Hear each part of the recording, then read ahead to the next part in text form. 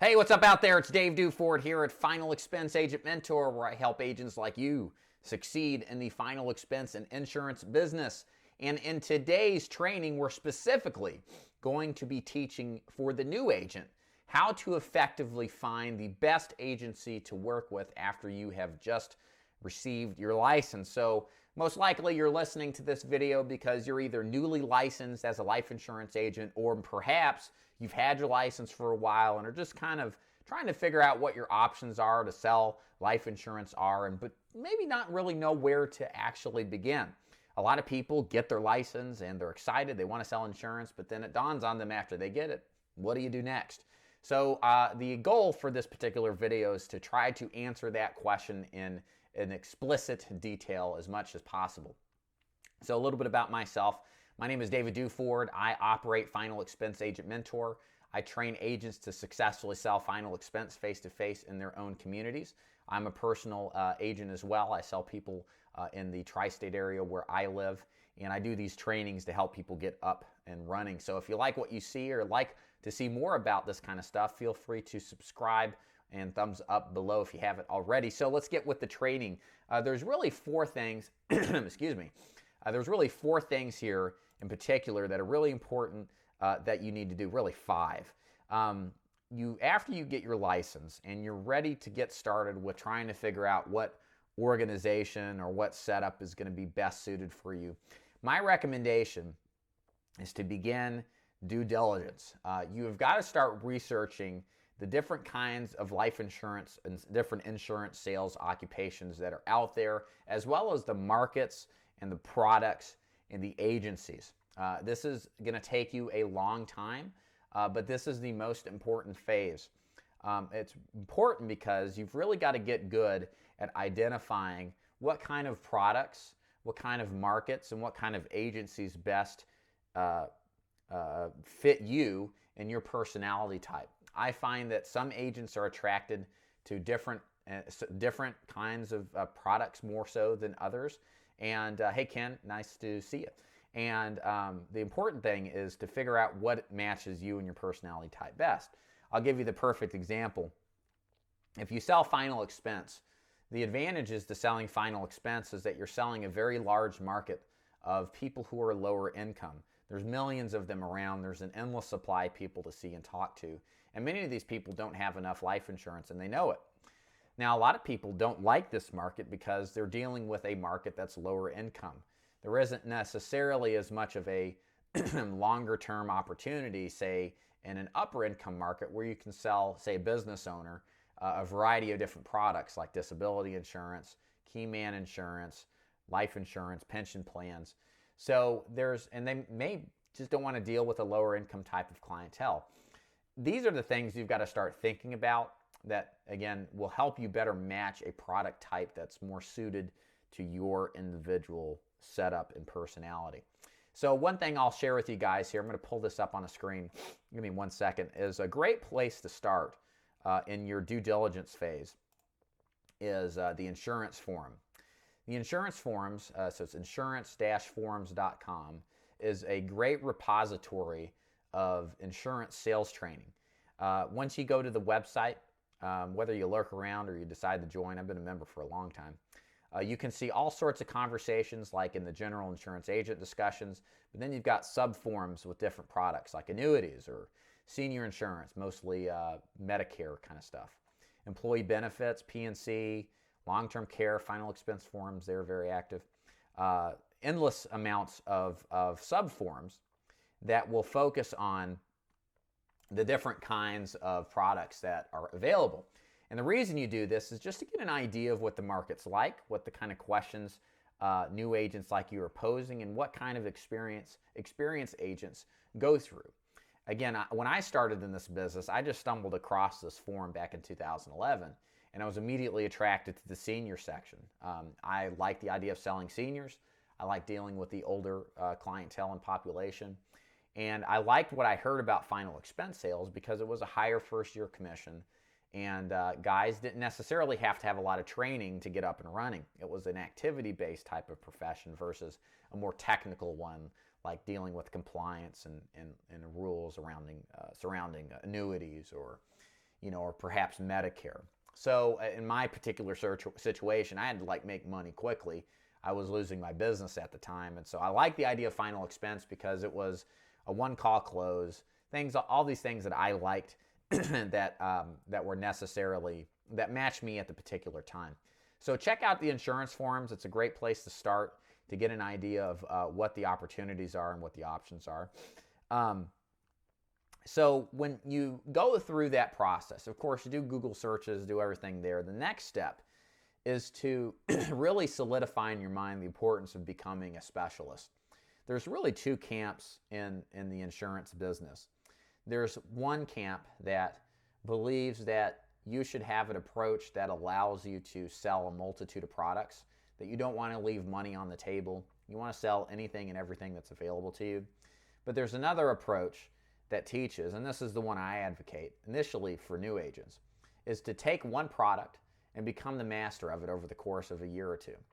Why is this important? Well, as you get involved into a business, you don't want to overcomplicate the technical aspects to the point where you become incapable of being effective to anybody. The old saying is, you don't want to be everything to everybody because there'll be nothing to nobody. And so what happens is, whereas a specialist who is a master of one particular type of product, they can go in there and be a masterful resource for that particular client and that particular market and that need, that they don't necessarily need to sell other products. A lot of the most productive agents that sell insurance do so only with one product. It's pretty amazing. Now, with that said, there's plenty of agents that are generalists, but many of them arrive to that point after a period of years, not from the beginning. And again, the key thing is to grasp onto something in the insurance business that's quick to understand, that has a market, that you can go out to and start selling immediately. And with a generalist approach, you'll feel compelled to know everything. And it's very difficult to understand the inner workings of Medicare and the compliance issues with annuities, and then the underwriting dealt with final expense, and then disability insurance, and then try to take all that out to somebody. You'll start tripping over yourself, and you won't necessarily be as effective as you were. So I'm of the persuasion it's important to come in with mastering one product to begin with. Again, use the insurance forum, use Google to identify what products there are and to figure out which one best suits you and your career goals. The things you're going to consider, by the way, when you're looking at a product is the pipeline process. Products like final expense, generally speaking, are a one-call close. They're either going to sell it or not. So if you come from a background where you're more inclined to enjoy sales, where you just sell, maybe you do home improvement, you come in, it's a one-call close. You're either going to sell the window package or the siding package or not. Final expense is pretty much the same thing. However, there's longer-term pipeline sales. So you've got annuity sales. Those can take months sometimes. To meet with the family member, propose the idea, meet with maybe other important people in the decision-making process. It may be a two-step or more greater deal. It may take weeks to months to close, depending on the size and scope of the deal. And then you got something like Medicare, which sometimes you'll see people, if they're turning 65, you may not sell them immediately, but you may come back in a second appointment and sell them at that point. So there's all sorts of different approaches. You got to understand the sales process. How much technical knowledge do you want to know or really want to involve yourself in? On the lower end of the scale would be something like a cancer insurance product or final expense. You're going to get cancer. I'm worried about it. Yeah. Does it make sense to have something to pay a lump sum when you get it? Sure. What's the price? Same thing that's along the lines of that, a burial. You're going to be buried or cremated. Do you have anything to protect it? No. Well, here's what I got. Very straightforward type of sale. I've always been attracted to that just because of the simplicity. Whereas you could get more technical, say in a disability insurance sale, where you got to know the difference between non-can policy, a guaranteed renewable policy, COLA riders. You've got to know the underwriting aspects versus underwriting somebody who's a roofer versus a surgeon. And there's a lot to know and a lot to be prepared for. These are the things you got to know ahead of time. And doing this due diligence while doing a profile on yourself as far as what's acceptable makes a huge difference in figuring out what product's going to be best suited for you and what you're looking to accomplish. So once you've figured that out, say you've got up to this point, you've figured out okay, I like this particular couple of products, and I like the idea of specializing in one of them to become a master at it. The next thing you got to do is start to narrow down which organization you're going to join, because you may have an idea of what product you like and how it sounds, but now you got to find an organization that's actually going to train you and is going to put you in a position of leveraging the knowledge and the excitement you have for this particular product to a point where you can actually help people. So a couple of things here. It doesn't matter. We're at a point in the current year where there's a tremendous amount of agents that actually partner with national organizations that have no local presence. The traditional route was to join a local firm in your town, say State Farm office, maybe an employee benefits enrollment hirer agency that has a local market, and you learn side by side, hopefully side by side, from somebody who has done this and who continually does this. With the advent of the internet and the ability to work with agents over the internet and over the phone, like in my organization, I run an agency where I literally have hundreds of recruits, and I've met personally with a lot of them, but it's probably still 25% or less. And I certainly don't see them beyond an initial meet and greet, ride along, and then any further communication we have is done over the phone. It's done through email, and it works that way. So part of your questioning you're going to have to ask yourself is, do you feel better off having an office environment to be involved with, or would you be better off, are you better off with a more hands-off approach with an organization that's maybe national in scope, that provides some kind of support, but isn't necessarily something you have to report to on a daily basis? There's pros and cons to both of those. One of the biggest cons to an organization like mine is there's no office camaraderie. There are organizations like Lincoln Heritage that recruit final expense agents, and I have my misgivings with how they set their deal up, but I will tell you one of their positive aspects is that you get to have a relationship with fellow producers. You get to ride along with people who are successful. You can share your victories and frustrations with people who are in like-minded situations. And in sales, this is a war that we wage on a daily basis, and being surrounded by people, hopefully in a positive environment, can help you succeed that much more. And there's some people who absolutely need this, and others that just don't. And again, that's a personal thing you've got to figure out on your own and try to identify. I've always been kind of a Lone Ranger type. That's why I've never minded working independently and not having an office to report to. In fact, I do not like that. I do like the idea of having contact with agents, and certainly meeting face-to-face is fine. But one big thing about selling insurance is the freedom. I don't want a place to report to, an agency to report to on a daily basis. So this setup has worked very, very well for me. Reviewing my notes here, guys. There's a couple of things you got to ask yourself. When you actually find an agency you think sounds good, the important thing is not to just focus on one. Try to find a handful, usually 3, no more than 5, that you think would fit the profile of the product you want to work, that fits the profile. Is it local or is it national? And you think that what they have to offer makes sense. And what you need to do is request an interview. Now, when it comes to insurance sales, I believe that the tables are actually turned to an extent. Or a typical job, you go in and you try to show your resume, you try to impress them, show them the kind of work that you did.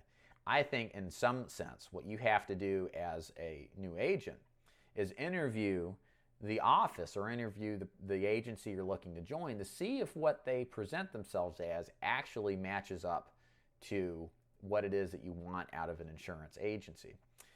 And then this is important. Different organizations have different cultures, and this kind of brings us to point 4. Finding the best agency, you've got to know what to look for and what to ask for. So you got to ask about things like training. And it's not just about asking, it's also about providing proof. And the thing is, a good agency appreciates the kind of investigation you're doing, because many of these guys who are in management, like myself, who recruit agents, we've been through all of this already. And we already know the importance of finding an organization that has an appropriate setup. So the things you want to ask include the following. How is your training? What kind of training can I expect as a new agent? Am I going to get field training? How long will the field training last? What kind of support will I have? And can I talk to an agent who actually would do this? In fact, it is a very wise idea to ask for a ride-along well in advance before you actually commit to the organization. The reason you do that is because then you can get a first-hand feel of what this agent's experience is like, what they see out in the field, how their interaction is with management. It's an effective way to figure out if what the management proposes is the case, actually is, based on the experience from another field agent. So I'm big on actually seeing proof behind the claims. Also the culture, and that kind of ties into there as well. What kind of culture does your organization have? Are they laissez-faire? Are they hands-off? Are they very intertwined with each other? Is there a lot of outgoing events? How do you fit in that organization? Are you going to be a part of the team? Is it a team-focused environment? Those are things that you got to figure out. Again, part of that's going to, I think, in a sense, dovetail from, are you in a local environment or are you in a national environment without an office? A lot of office environments, well, if you don't have an office environment, you're on your own. And you've got to be fully capable of handling a business where the only interaction you're going to get is if you pick the phone up and call. Because many of these national organizations, they're not going to bother you if you don't have any questions. So it's completely incumbent upon you to getting out there and asking questions when necessary.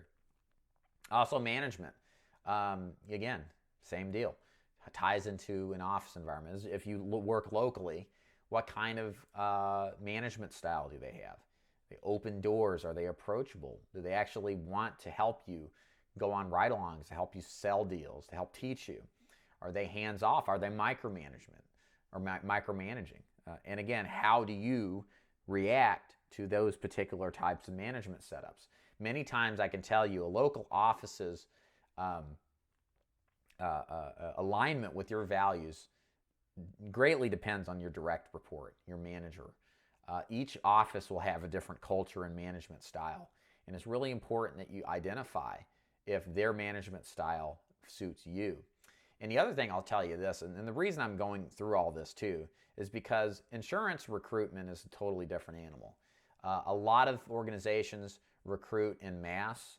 If you can fog a mirror or if you've got a pulse, then they'll recruit you. And many times they do so without regard to what kind of effect or impact your presence, or even vice versa, their presence will have on your effectiveness in selling.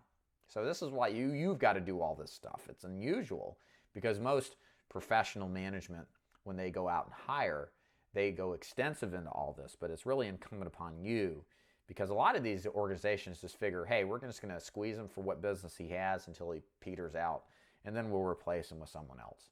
And it's unfortunate, but that's how the insurance business generally is run by a lot of organizations. So growth opportunities. So this is another one.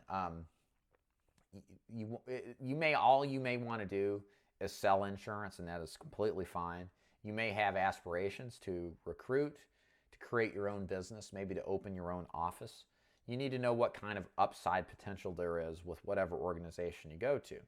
So definitely have that conversation with the local office or the national chain that you're working with, and ask them what kind of upside potential is there, what kind of support will I receive, and what can you look forward to if you want to move away from personal production into management or something beyond that. Also, transparency. This is kind of subjective. When you ask these questions of the management, you certainly want to get a sense that they're being fully transparent. When you ask these questions, they shouldn't feel annoyed. They shouldn't display they shouldn't feel like as if they're being pestered by your questions. They should appreciate them, and they should be telling you the pros and the cons. A good organization will tell you what they're looking for and who they're not looking for, and they shouldn't be afraid to share that with you. If they're telling you that everybody is a perfect fit, then nobody's a perfect fit, because you can't be everything to everybody. And you should be very wary, because most likely it's a pump and dump recruitment organization. So be very, very judicious. Be very, very discerning with the kind of answers that whomever is potentially going to hire you is giving you. If it's not something you're fully comfortable with, if you don't feel as if the answers are good, but you can't necessarily say that anything was bad, trust your gut. There are a lot of organizations out there. If you do enough due diligence, this is why I recommend 3 or 5 agencies to start with. If something just doesn't suit you, but you can't point at anything bad, talk to the other one. Choose the other one to work with. It's really important to do all this stuff up front to avoid the longer term problems. And then lastly, by the way, if you've got any questions at this point, if you're live watching, feel free to post them below. Or if you've got any questions as you're watching this, feel free to comment, and I'll be happy to individually respond to them. The last point here is the commitment for the long haul. I think with all this due diligence that you do up front and research and agency selection, be prepared to commit, assuming that what you committed to fit everything that you needed. And the reason I say this is because you're going to go through ups and downs selling insurance. Many of you will be in straight commission sales. If you're not and you get a salary plus a bonus, you still, you're going to have months where you don't sell as much. And you need to be committed to the process of where, hey, look, if I have a rough time, at least I can, I'm going to be committed to this process of being in this business. I believe it was Al Granum or Norm Levine. These are 2 very successful life insurance producers. They essentially said the first 4 years of your career is like going to college. You're not going to make much money, but you got to be committed to the process. But it seems to be after you make it through the first 4 years, things start to turn up very well in a big way. Many of the top producers in this business took 9 years. John Savage, he worked 8 or 9 years before he really took off. He was just kind of haphazard, casual with his business. Ben Feldman, another amazing producer, he didn't make a lot of money, but he got by barely for 9 years till he took himself up to the next leveled up to selling businessman insurance. And my point in saying all this is that insurance is an interesting business. Most people know that there's a lot of money to be made in it, but a lot of people just don't stick with it long enough to realize the kind of money that can be made. It's very rare that you'll find somebody who comes into this business as a new agent and makes $200,000 a year right out the gate. Usually takes a couple years, and they're going to get to the point where they want to quit several times over and seriously almost do it. I did do it, and then I got back into it after I realized working in corporate America is, it sucks, to put it that way. So anyways, I do hope that you got some value out of this. Just to summarize, key thing here, 1, do your due diligence, do your research, go to the insurance forums, figure out what kind of products sound good to you. Commit to specialization in one of those products that most matches the style in which you want to sell. Is it technically a big deal? Do you want to focus on one call closes, smaller commissions, larger commissions, something like that? Narrow down the agencies that sound good. Do local searches, do national searches.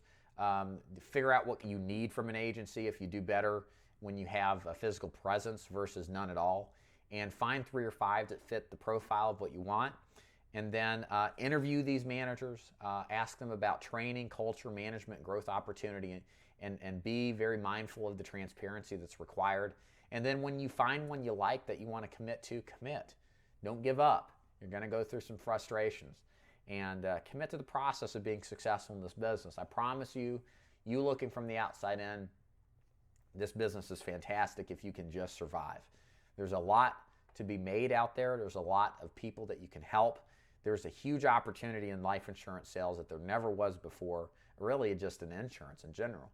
And there's so many markets where, in truth, the insurance business, especially life insurance agents, are going to be at a lack of what they used to be at. And this is a great opportunity for a young guy or even middle-aged guy to come in and make a nice career for themselves and have all the benefits that are associated with being a business owner.